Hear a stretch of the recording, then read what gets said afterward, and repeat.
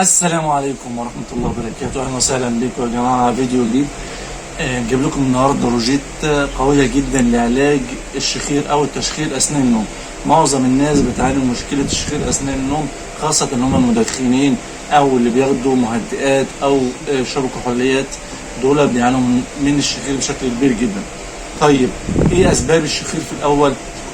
ممكن 3 أو 4 أسباب. أهم الأسباب دي تمدد الغدد الليمفاوية خلف الأنف، موجودة خلف كمان الحنجرة. دي بتسبب إن مجرى التنفس ومجرى الهواء بيضيق بشكل كبير جدا، وبتسبب نقطة الشخير دي.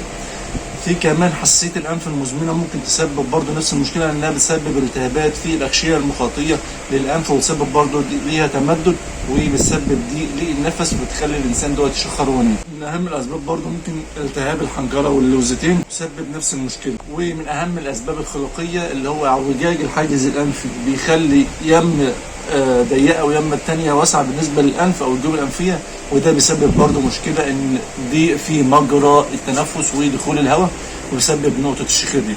طب بنعالج ازاي؟ في نوعين من البخاخات.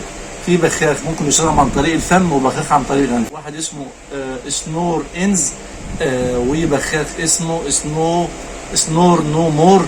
ده بخاخ برضه بيستخدم عن طريق الانف.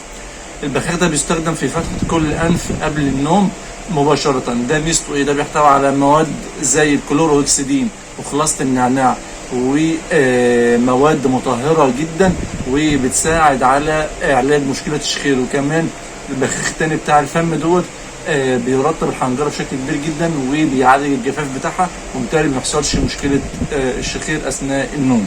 يبقى البخاخ اسمه سنور انز، وده بيتاخد عن طريق الفم.